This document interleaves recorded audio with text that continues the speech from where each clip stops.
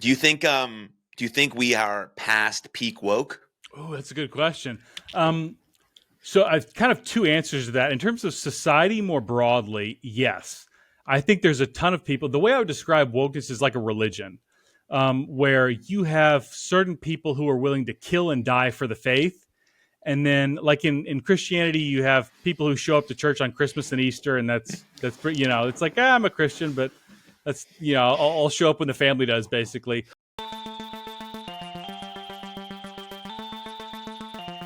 Ryan, welcome to the show. Good to be here. My first and most important question is, how are you doing? Like, actually, for real, how are you doing? I am really good. I don't know if you know anything about my story, but I had like a lot of rough years with like addiction and like clinical depression. So a lot of years were really rough, and I have like an amazing life today. I'm really happy. I have good relationships in my life, so things are good. Yeah, I listened to a few of you all guesting on some other podcasts, so I got a glimpse of some of your story and the things you go through, and why you took the journey of becoming a therapist yourself today. And I definitely want to touch on that because it's extremely important to me, and also this show. That's sort of what it's about. So if we could go back to sort of those not so good moments, what was your life like? Yeah. How were you feeling? How did you overcome it? I know those are sort of big questions, and probably could talk for more than an hour about it, but give us the version you want to.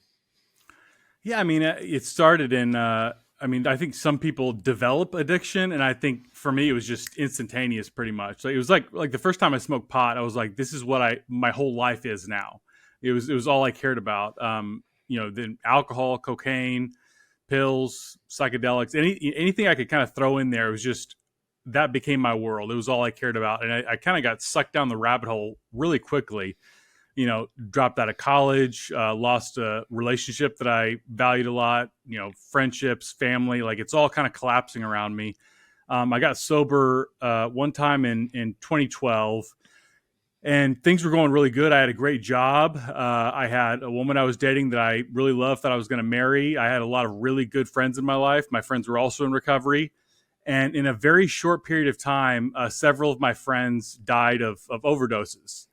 And then I started to get depressed, and my girlfriend said, "You're not the man I fell in love with," and she left me. And then I got more depressed. Then I lost my job, and then I relapsed. Just like everything was collapsing around me. 2015, I had 2 suicide attempts. Things were really, really dark for a long time. Got sober for good New Year's Day 2017. It was a slow climb. I had a lot of people helping me out, but life is beautiful today. Hmm. Yeah. What an amazing story. Well, since you shared something personal, Ryan, I guess I will as well, to sort of match your story, and maybe the reason why I care about this so much and wanted to have a conversation with you, is because also in 2018, I lost my big sister Rachel to suicide. She ended her own life. And before we started recording, I told you that I was a professional wrestler, and that was my job at the time. And a lot of part of that job is like, pretending to be someone else, especially when you're inside of the ring. And since I lost someone who was so important to me, who supported me, who loved me, my sister, I sort of had to reevaluate, my entire life. And it took me a couple years to figure that out, to work through the grief, to try and understand suicide and what that means, and all the guilt and shame that comes with it, and all of that stuff that's sort of wrapped in this darkness that is suicide. And so, my question to you now is, what were those thoughts that you were having when you were on the brink of that, when you attempted suicide, and maybe what pulled you back, or what stopped you from making that step, that permanent step? I mean, I saw a lot of harm that I had caused with my addiction, and I kept relapsing over and over again. And I thought, all I do is cause harm in this world. I'm a burden to everyone around me. Just keeping me alive is just an expense that doesn't need to happen. I thought just like the world would be better off without me. And I'm really glad that didn't work out that way. Yeah. Yeah. I'm glad you're here too, man. Thanks. Yeah, I mean that a lot. Yeah, it's interesting, because what I hear a lot about suicide is that it's selfish. It's a selfish behavior. And what do you think about that? What comes to mind when you hear that sort of slogan or that platitude? I understand where people are coming from, but I don't think that comes from the mind of someone who's been there. I think a lot of this was the case with me. I think from a lot of other people I've talked to who are in that mindset, it's like I'm nothing but a burden on this world. I'm a burden on my family. I'm going to relieve that burden by taking myself out of the equation. And so I think in some really twisted, perverse way, you think you're doing the right thing for other people. I think when you're suicidal, your mind is so twisted, you're not able to see things clearly. But I think there's at least some degree of wanting to help out others in that motivation. Yeah. Yeah, I've always disliked the phrase, because I think at that point, and maybe you can attest being there personally, like at that point you're not really potentially thinking about anyone else when you really, really, really, really get close to the very, very edge. Yeah, up to it, you're like, yeah, I would people would be better off without me. Their life would be easier because I'm such a burden. I cause all this stress and harm, and they have to worry about me all the time. But when then you would inch closer to actually sort of taking that final action, then the darkness has totally consumed you. You're not thinking about all of the great moments you've had potentially, or the dog that's sitting right next to you, or the love that you might share, the plans you made the next day. You're simply probably trying to think about, like, how can I get this fucking pain to end? There's no other way. I've exhausted all options potentially if you've done all the things maybe. And so then at that point, it can't be considered selfish because there's just this darkness that's overwhelmed you, that's taken everyone you love out of your brain, and you're like, this is my only path forward, which of course obviously creates a lot of turmoil in the people's lives that are still around after you take your life, as my family and I have been dealing with, since we lost my sister. But I think it's very important to note that when you make that, suicide is selfish claim.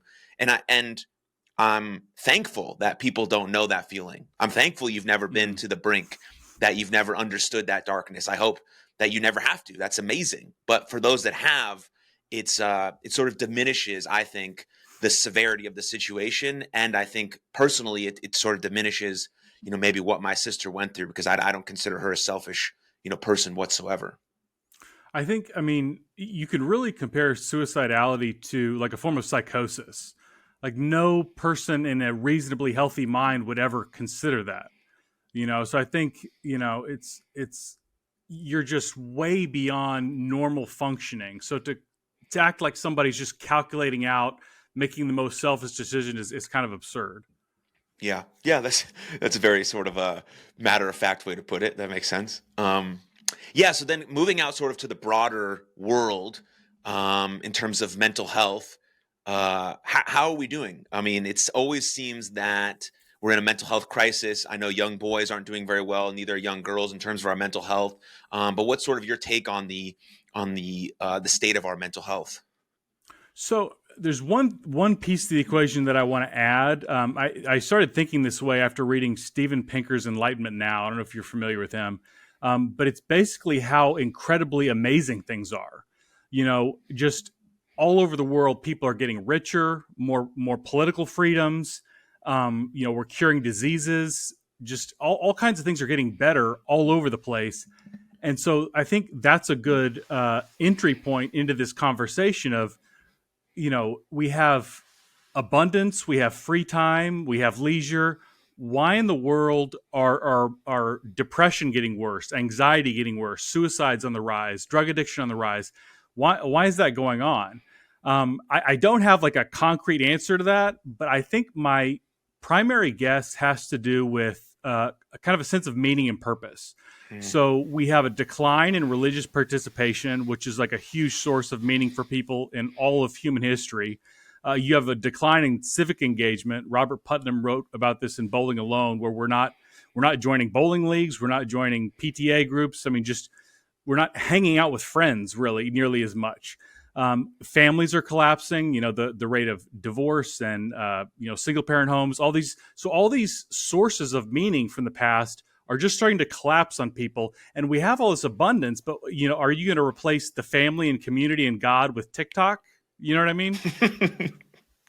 Yeah, dude, I totally get it. Like, I'm around like young boys a lot because I coach baseball, and that's the only reason they get out of the house is for sports, Mm. and Yeah. some sort of community aspect gets them out of the house. or else all of their communication would be like their half face behind a Snapchat filter with like their eye, and like I'm like, what is this? What are we doing? I'm like, they're like, yeah, I have a girlfriend. Oh, I'm like, do you call her? Do you text her? Like, no, I don't have her number. We only Snapchat. Yeah, I'm it's like, wild. thank God for youth sports, right? And like, Yeah. it used to be the Boy Scouts, now it's the Scouts of America. I don't understand why they took the boys out of it. Like, there's Girl Scouts still, and there should be Boy Scout. Like, they're learning unique skills in community. Religious engagement is super important. I know you're a religious man. I am as well. It's important to me. I've met a lot of friends through that sort of community aspect. Sports have absolutely changed my life. I'm a huge advocate for youth sports. Not that everyone needs to be a professional athlete, because like 1% are, so it's not even an important part of it. Mm. It's just like being around people, like you said. Um, and so, but you have to find something that you like, maybe, or something that you're interested in, or you have to explore those interests in the world, not just, behind a computer screen or like on TikTok or fucking using Snapchat to send like half of your chin to someone or something. Yeah, yeah, yeah. I I know don't know, man. there's so much truth in all that. I feel like another aspect with sports is like sacrifice for something that's greater than you. That's the same thing with religion as well. But this idea of why would I inconvenience myself or put myself through some discomfort, for something I'm not invested in?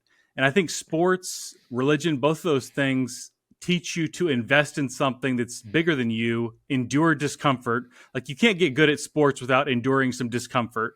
I remember one of the best lessons that I learned was in high school football. I wasn't a very good football player, but I had like bruised my thumb or something. I started running off the field, and my coach looked at me and goes, "Are you hurt or are you injured?"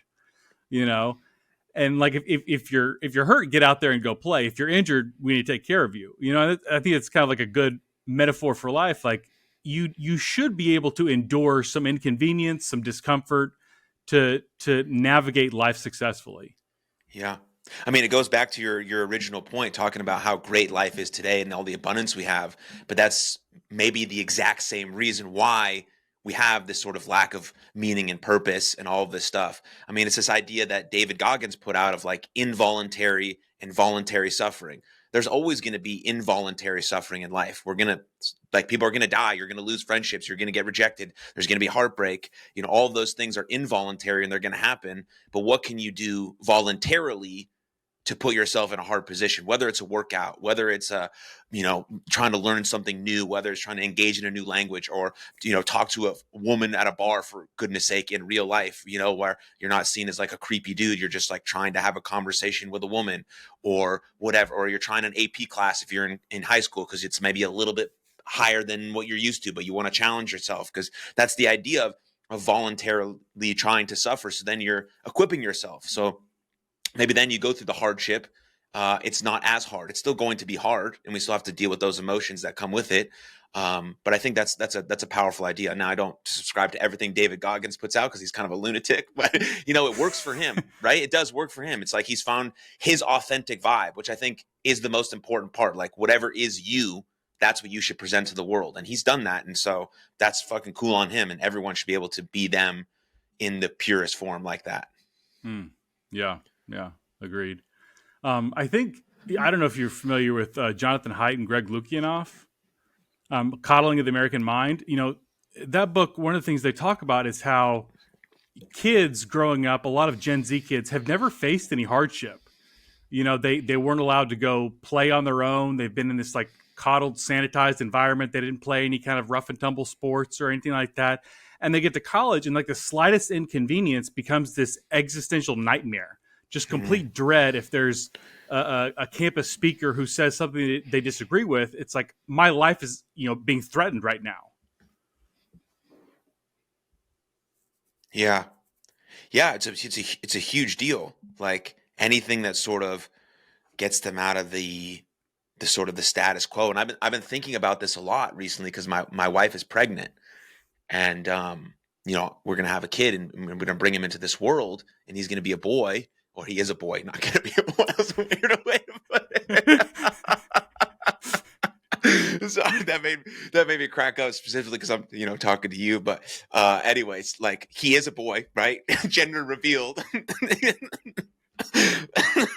You can't really tell until he learns to talk and he tells you. Oh God, yeah, shit, that's so funny. Uh, man. Anyways, I saw this just totally off track, but I saw this fucking tweet that blew my mind. It's like, if you have a gender reveal party, you're inherently transphobic. And I was like, I don't even know what that means, but the doctor and the blood work told me that my son or that my baby is a boy and he's a male, and that's fucking awesome. And I'm going to celebrate that the same way I would if they told me this person was a girl. Anyway, so I'm having a kid. Just a long-winded answer to say I'm having a kid, and we can address that tweet that I saw, after this. And I don't even know what I was going to say because I cracked myself up. um, but yeah, so okay, yeah, okay. So I've been thinking about this a lot. Like, what do I want my son to partake in? What kind of person and man do I want him to be? What sort of masculinity do I want him to develop? And I'm like, I want to get him into as many things as possible. I want him to do jujitsu. I want him to do religious activities. I want to learn him to use that. Like, his body is a powerful thing, and he can control it, and he has strength, and he's not just like this like demon man that everyone thinks he is. He's like, can be an added productive value to society. And so I want him to go out with his friends with his bike and come back 5 hours later. Like, it's a beauty of, like, some people live in dangerous neighborhoods. I understand that. Thank God we don't, right? So I can, hopefully when he's 10, 13, 11, his buddies want to go to the park and they want to play ball. And I'm like, cool, have fun. See you in a few hours, right? Just to give them sort of the freedom of expression to be able to do that, to fall off a tree potentially, or to maybe, roughhouse with his friends a little bit, or they get into an argument and they come back and, maybe one of them's got like a bloody nose or whatever. Like, these are just things that happen. That just doesn't mean they're bad kids or they're demons. Like, they're just like boys trying to figure out how to be boys and how to create friendships. And we have to let that free expression happen. I think that's a lot of what, the American of the coddling, mind talked about, just like being able to have free play outside of the phone, outside of all these parameters and these constraints that might be around. Yeah, yeah. I mean, I completely agree with that. It's like I went back. I dropped out of college because of my addiction issues, and I went back to college at, I think, age 33, and it was jarring. It was like unsettling to hear like how these Gen Z kids interacted. It was just, I mean, like when I was in college the first time, people would laugh and joke and talk about who's chipping in for the keg, and who are you trying to hook up with this weekend, so stuff like that, like typical college stuff. And I remember there was some professor who had said something about how bathrooms should be segregated based on biology rather than gender identity. And I mean, they're just having a meltdown. They're like, how are we going to allow Nazis on our campus? That was the response. And I'm just like, and I'm just this old man over here not able to process what's going on. Dude, that's so funny. Yeah, and the overused word of a Nazi is like, Yeah. it's so watered down. As a Jew, someone who is very familiar with actual Nazis, not everyone is a Nazi. Like, not, it's Yeah. just like Yeah. and then when someone actually is a Nazi, they're just like, oh, you called everyone that, so it like doesn't even mean anything anymore. Yeah, I mean, it's the same with like racist or bigot or any of these kind of words. It's like those have actual meaning, and if you Hmm. use them for everything, they lose their meaning. Yeah, So we don't have a word now for like an actual racist or an actual Nazi because those words have been so diluted and watered down. yeah, because those two things actually do exist. There are people Yeah, who are actually racist and who are actually Nazis, but now it's like a term of endearment almost, like from people that you dislike. Like, oh, I want to be called that because, yeah, like it's like it's very strange. But anyways, um, yeah. So back to that tweet that I saw about having a gender reveal party is inherently transphobic. What do you think of that when you hear that? it reminds me. Well, okay, I did my undergrad at Baylor University, which Nice. is a Baptist university in the heart of Texas, right? And I worked at the Addiction Recovery Center when I went back for like my student job.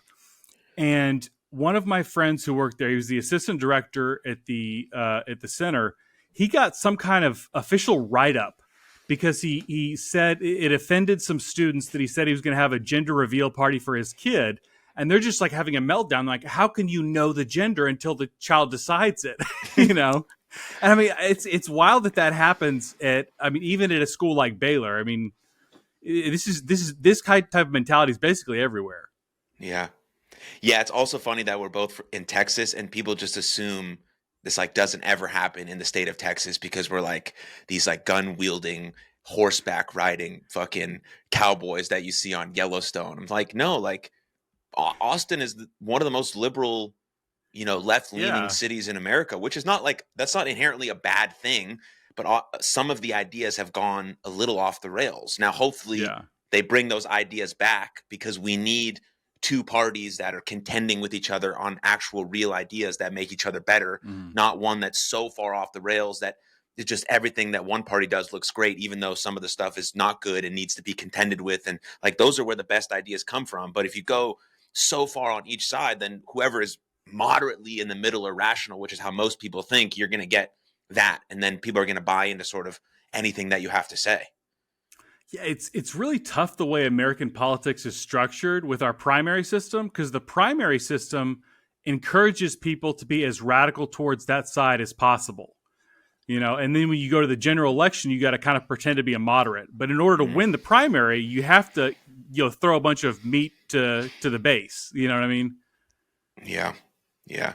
Um, take me back to when you decided to go back to college, to get on this journey that you're on. Did you, I mean, Yeah. because of your struggles, you wanted to become a therapist, or was that always something you thought about beforehand?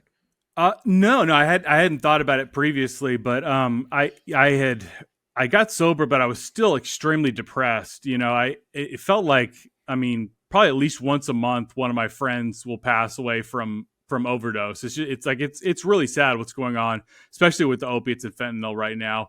And I mean, it's just so depressing. I wanted to crawl into a hole, and then eventually I was like, I can just sit there and pull the covers over my head, or I can fight back in some way. And going back to school and becoming a therapist is my way of fighting back, I guess.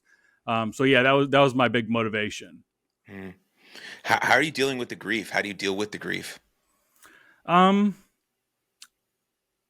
I still, I probably, like, some of the processing is ongoing. There was some of the people who were like my best friends in the world, and there's still a little bit of a sting there when I think about it. So that's not 100% resolved, but I think for the most part, it's just like use it as motivation, I guess. Like, study harder, or work harder. I can't save people like Scott and Mike and Tom, but I can save people like them.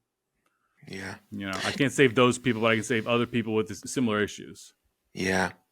Do you feel like that's you running away from something or running towards something in terms of the motivation? Today, it's definitely running towards something. For a number of years, it was running away from something. Yeah. Yeah, I feel the same way about, my sister and her story and the motivation.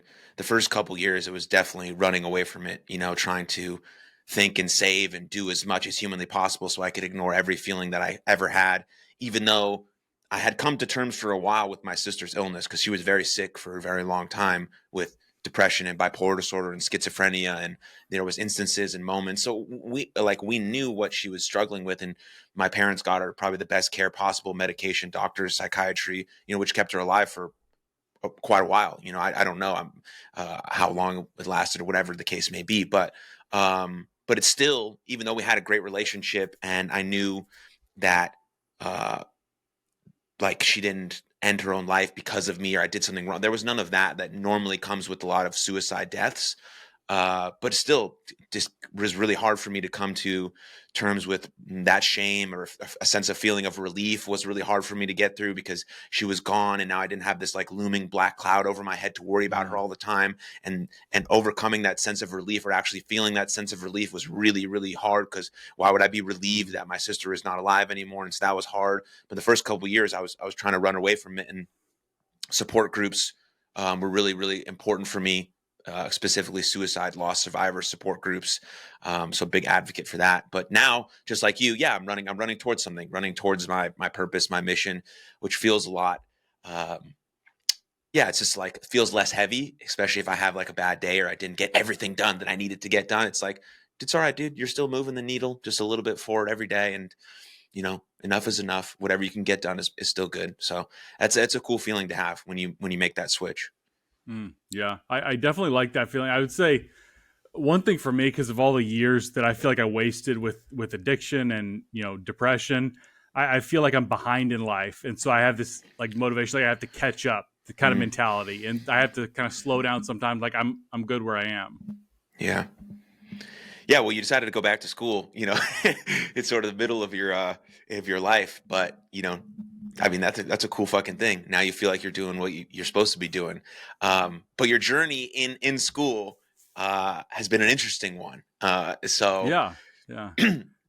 you wrote this book called The Woke Mind, which is, if you're watching, you can see it behind him, and I encourage everyone to check it out if this conversation interests you. But when did you start thinking about writing that book, and where did that come from? I would say the first inklings of being curious about this subject came from I was finishing up my undergrad, and there was a couple things. The Addiction Recovery Center was very woke, and this was really my first. I had seen a little bit of wokeness like on the internet, but I thought it was kind of a fringe thing that only happened online. You know what I mean? I didn't know it was like a real thing in real life, and so I started seeing this at the Addiction Recovery Center. There was one time the director came to me and said one of our primary objectives going forward is to decenter white men, and I was like, what does that mean? And she said, to remove them from the center. And like I have no clue what this language is that you're using. I don't know like why is that part of addiction recovery? What is going on here? And I think my breaking point there came. The chaplain at the Addiction Recovery Center was using the official social media to promote a Planned Parenthood rally. And I came to the director. I said, I don't think this is appropriate. Like, we have conservative students here. Like, I think we should want to be helping them too and not alienating them. And she said, the boat is only so big, I can't save everyone. Like, what she meant by that is, basically like woke students are worth our time. And if you're like a conservative student or a moderate student, you're just not worth our time to try to help you. And I was just baffled by it. It was like kind of a defeating moment where I was like I give up. I don't know what to do here. And I started researching it and reading a bunch on this topic and figuring out what was going on. And then I got to graduate school, and it was like, day one, you're saying your pronouns. We're doing privilege walks. In my counseling the culturally diverse class, the multicultural class, the professor said one of your primary objectives as a therapist is to become a political activist so that you can burn it all to the ground. And I'm like, where am I? Like, what does any of this have to do with therapy? I'm so confused, and I, kind of collecting things and researching and figuring my way out, and all the while feeling like very lonely on campus. Like, am I the only one noticing this? And as soon as I started speaking out, like, a lot more people are like, I'm experiencing the exact same thing in my program, like word for word. Some of the textbooks are the same, and we're like, yeah, it's just bizarre. And it's one of those things where, they'll say something like rationality is racist. And I'll look around like, am I the only one who heard that? Because everybody's just kind of nodding along. And I'm like, what is going on here? But it feels like if you speak up, and I have pushed back a number of times, and people look at me, just like I'm from another planet. When I say, I don't know if this is the best way to conduct therapy, they're like, why in the world would you say that? So it's pretty alienating, and a lot of other people that have reached out to me have had very similar experiences in their program. So I think this is like a very common thing for the Masters of Counseling programs. I find it very interesting that it happens. Like, yeah, maybe it happens in some certain sects on college campuses where maybe this type of conversation is a little more appropriate potentially, but like in a therapist addiction sort of mental health setting where your whole goal is to help the individual in front of you overcome whatever they're trying to overcome, that doesn't make sense to, like, I don't know how rationality is racist. I don't understand what that means. But before we get deeper into some of that stuff you just mentioned, how do you like define woke, just so maybe people like understand what you mean by that? So in the book, I give a kind of complex definition that needs its own definition.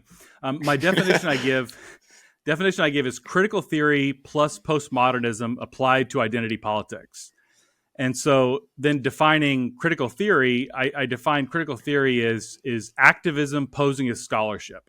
So it's Marxism that kind of looks like we're doing research, looks like we're kind of, having an inquisitive, curious view of the world, but we already have all the right answers. We know that capitalism is the problem and Marxism is the answer. But so kind of the research thing is really just kind of a sham. And then postmodernism, I describe it like a kid who loses a game and then takes their ball and goes home. So these are all the French postmodernists were really hardcore Marxists. They were Maoists, Stalinists, and then it kind of came out all the crimes of Stalin and Mao, and you just could not be a Marxist in polite French society. So what they did essentially is they said, if our ideas are discredited, then all ideas are discredited, right? And so this is where you get the idea of it's just my truth versus your truth. There is no greater truth, and so you start applying these things to like identity politics. And so if you apply it to race, for instance, you get critical race theory. We say, well, what even is race? It's a social construct. And so really all it is about, power dynamics battling each other. So really all our goal should be, rather than to do any kind of research that might help us understand this topic factually better, we just need to kind of decenter the current power structure. And if the power structure is white, then we need to decenter whiteness and deconstruct whiteness, right? And so you kind of look at what that actually means. And it's I mean, you got like DEI type stuff where it like legitimately is discrimination against, certain groups that are considered dominant. But a lot of times it's what it is like a jobs program for political activists more than anything else. Yeah. And that's what they want you to be. They want you to be an activist for whatever sort of agenda they're pushing. How did this get so prevalent in the university so quickly? Like maybe it wasn't quick, maybe it was over time, but I went to college in 2010 to 2014 in South Dakota, and I wasn't hearing any of this sort of rhetoric, but maybe my head was down just trying to play baseball.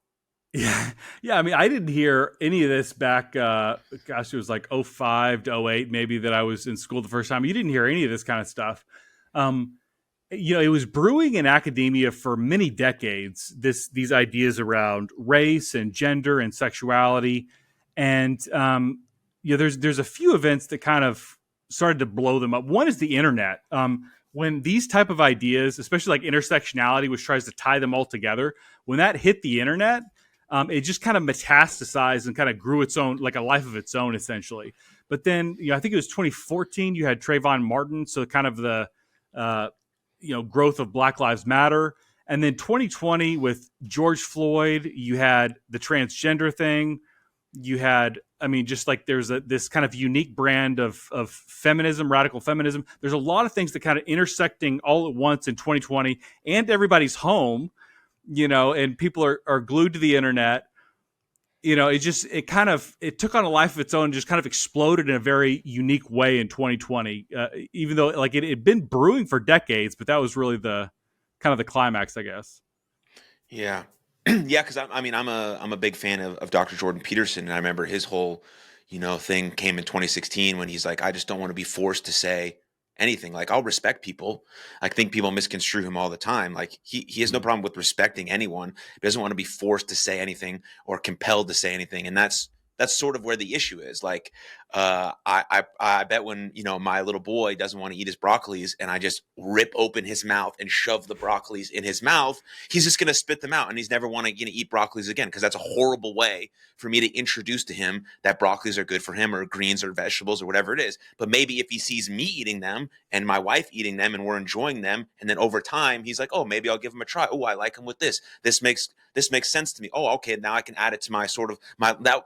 That's how you should introduce ideas. But the moment you start punching people in the face with ideas and it's forcing them to do anything, they're going to reject them regardless if they're fucking really good ideas, And so you sort of miss the point, even though most of these things are not good ideas. But even if they were, people would still not understand or want to be receptive to them because, again, they're being, thrown in our face.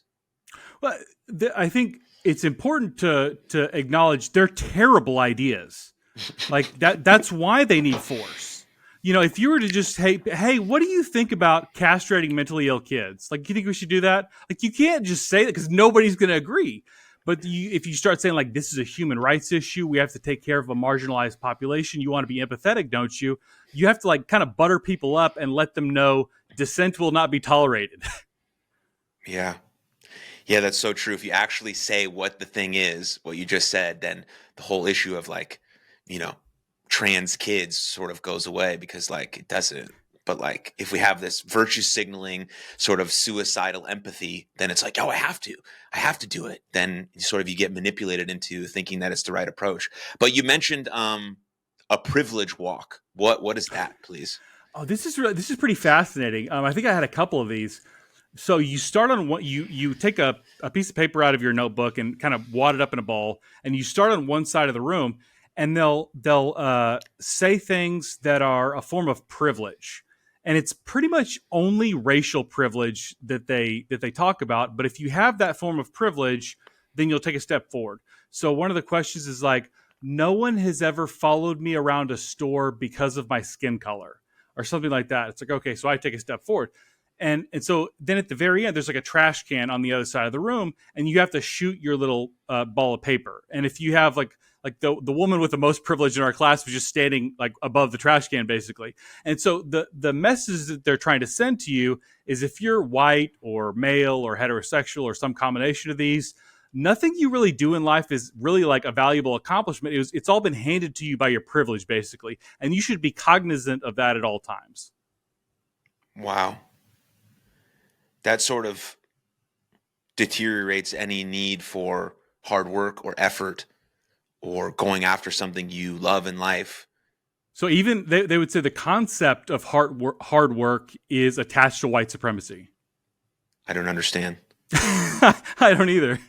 No, really, like, so they would attach that to like the Protestant work ethic and this idea, coming out of industrial capitalism. So you need to work hard and save for a rainy day and work your way up the ladder. Well, that's all that is, helping facilitate the capitalist system. And so they had, there's like a list of ideas that they attach to white supremacy or whiteness. Individualism, personal responsibility, hard work, being on time, saving for a rainy day. Basically, like any mentality that could get you ahead in life, they kind of discourage people from doing that because they attach that to white supremacy. But shouldn't those just be values that everyone should aspire to have? I don't even know what the motivation is for wanting to demonize these things, except for unless you're trying to self-sabotage. Like, part of the motivation is to create political revolutionaries. And if somebody, has a well-funded 401k, they're probably not going to go march in the streets and try to burn down the Capitol. You know what I mean?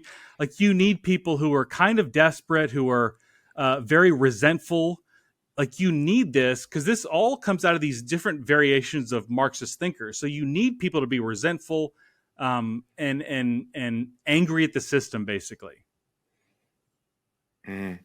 I mean, I guess maybe this falls in line with sort of maybe this lack of meaning and purpose, because if you don't have a real intrinsic meaning and purpose that's driving you to want to have hard work and effort and go after the thing you love, then you can maybe be drawn into this thing that could be your meaning and purpose, this group, this identity, the activism, this social justice. And then you're inside of this group where you have a sense of belonging. And as you know, having a sense of belonging is extremely important.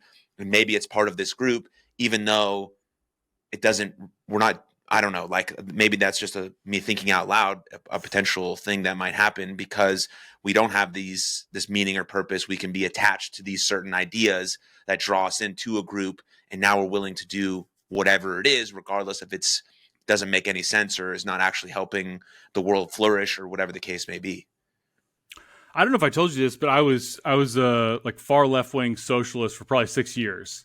And something I saw like inside the social justice movement, there's so many people like me who, raised with some kind of religion and you abandoned it. So now you're basically atheist or agnostic.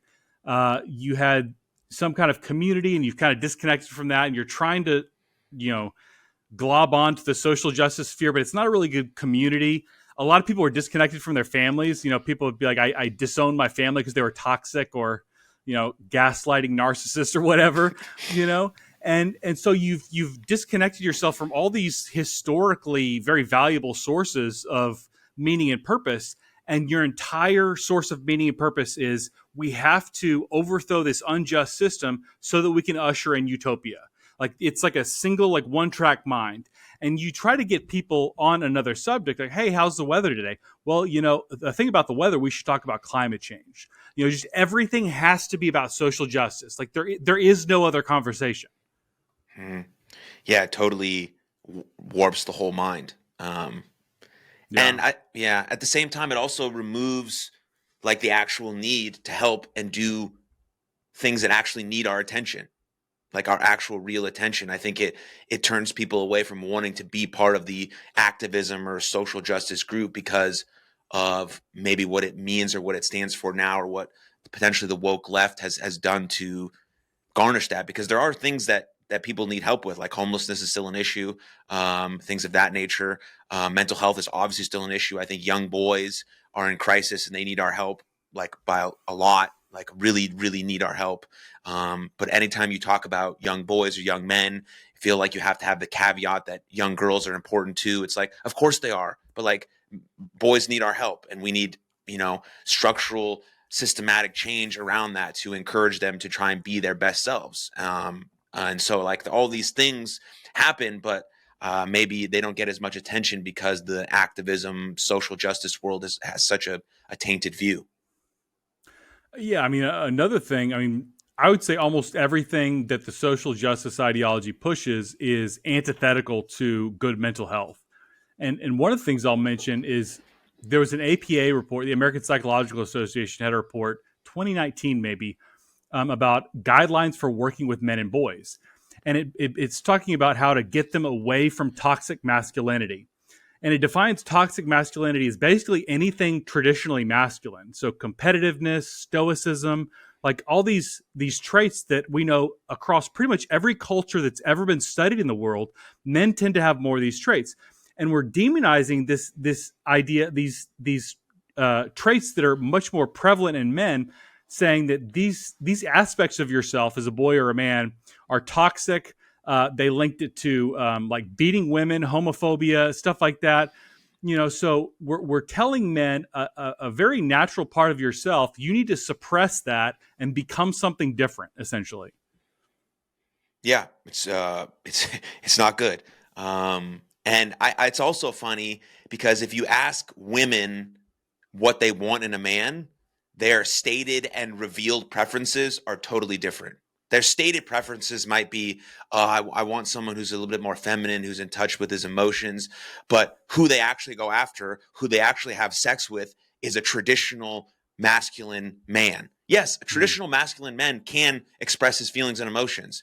The best men that I know write great vows to their wife on their wedding day. They can express beauty and love and all of those things. Of course they can, or else they wouldn't be in a romantic, long-lasting relationship. But they also have traditional masculine values that the majority of women are attracted to, even though they have some other different stated preferences because they're mostly liberal nowadays, but their preferred actual preferences, who they're getting into bed with, is the traditional masculine values. And for some reason, we have a weird dynamic where we can't express that, where we can't say those things. And so we have to develop, well, first of all, young boys need great role models. They need strong, healthy, masculine men to behave in the way that they want to behave. And, also, I don't know if you've had this experience, but you mentioned having, depression and going through bouts of depression. And then the woman in your life said that you weren't the man that she met. Did it have anything to do with you expressing emotion or not being potentially as strong as you once were? What was that situation like? Yeah, I mean, that was a big part of it. Not being strong, but also not being like fun loving and laughing anymore too, as well.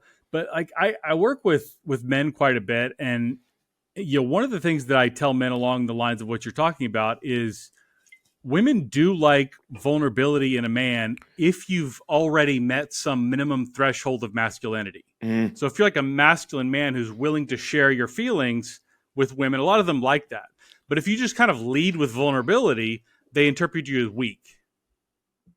yeah, yes. That's 100% right. Yeah, like you have to create that base layer of I'm this type of person. I can provide these things that you're looking for, protection, security, but also as we create a deeper connection, here's more of me. Here's more deeper parts Mm. of myself. Here's the days where I'm a little bit struggling. Here's the days where I need a little bit of help. And then that woman is not turned off or shied away from that. It actually draws you closer to her. But yeah, if you're just like On the first date, just like, I don't know Start what you're, crying. yeah, whatever you're doing. It's like, no, women aren't attracted to that. They're not No, going to buy no. into that behavior. But you've already built something. That's why marriages last. Or that's why people go to couples therapy, right? To just figure out sort of these things, how we can create connection, or what haven't I been sharing. Of course, there's a space for vulnerability. It's just being courageous and truthful in that moment. I think that's important for guys to understand, especially with their mental health and things of that nature. Yeah, yeah, absolutely. Do you think we are past peak woke? Oh, that's a good question. Um, so I've kind of two answers to that. In terms of society more broadly, yes. I think there's a ton of people. The way I would describe wokeness is like a religion, where you have certain people who are willing to kill and die for the faith. And then, like in Christianity, you have people who show up to church on Christmas and Easter, and that's pretty. It's like, I'm a Christian, but that's I'll show up when the family does, basically. Or like even atheists, a lot of atheists will say God bless you if someone sneezes. You know what I mean? In the same way, there was a lot of people who had their pronouns in their bio and were going along with this. They didn't really believe in it, but that's what we do here. I'm sure I had some professors who were like, "We're doing a privilege walk today because that's what's on the syllabus." You know what I mean?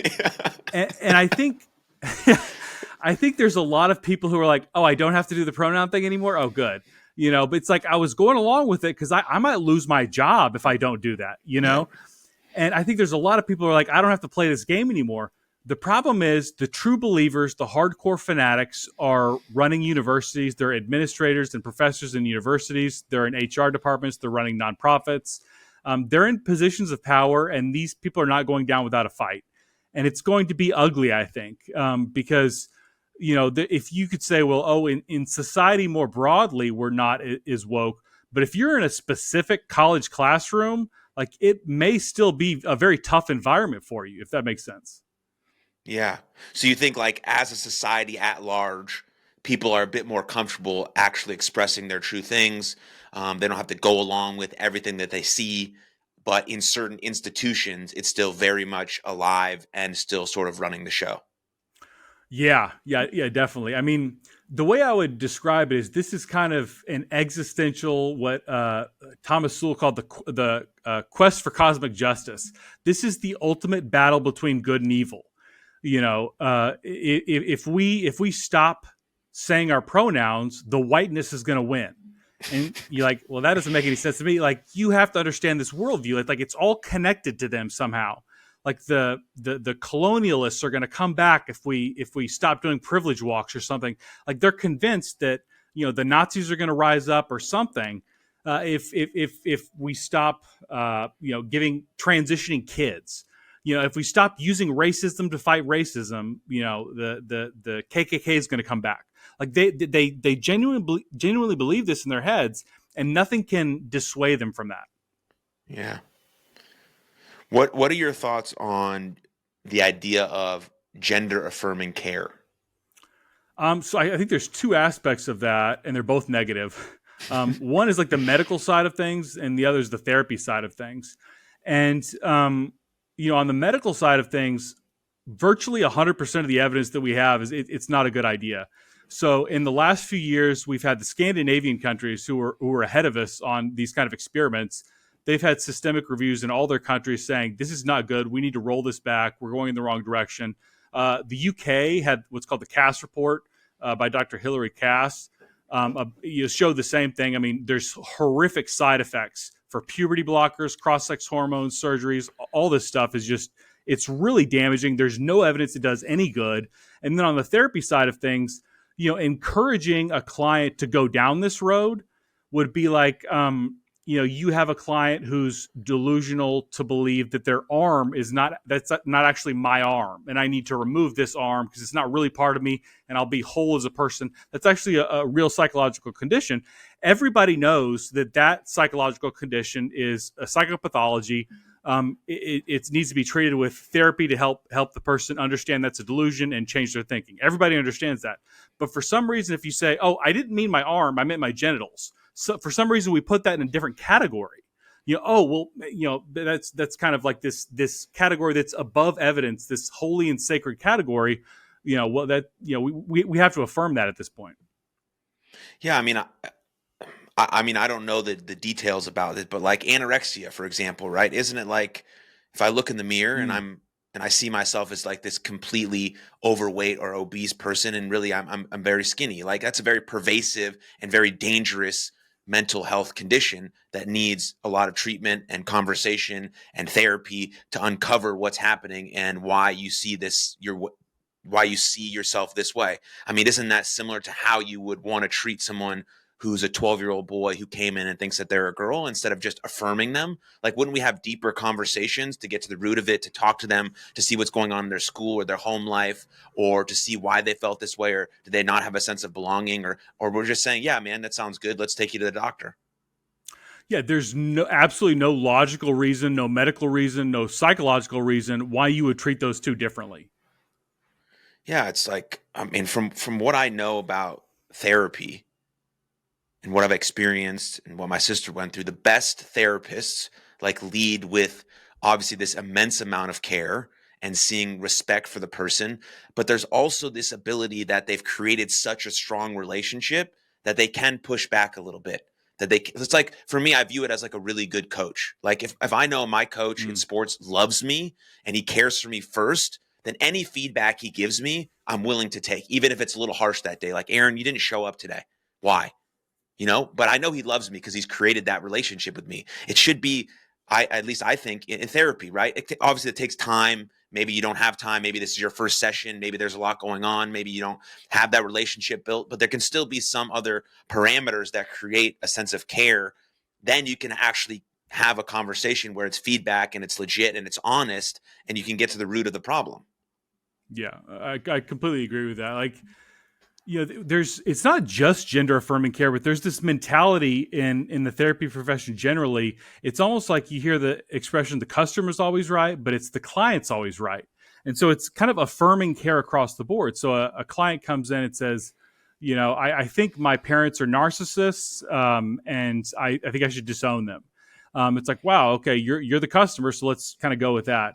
Um, if you're a therapist and somebody comes to you for help, you should assume that they don't have everything in life figured out, that they're wrong about some things, or else why would they be coming to you? Yeah.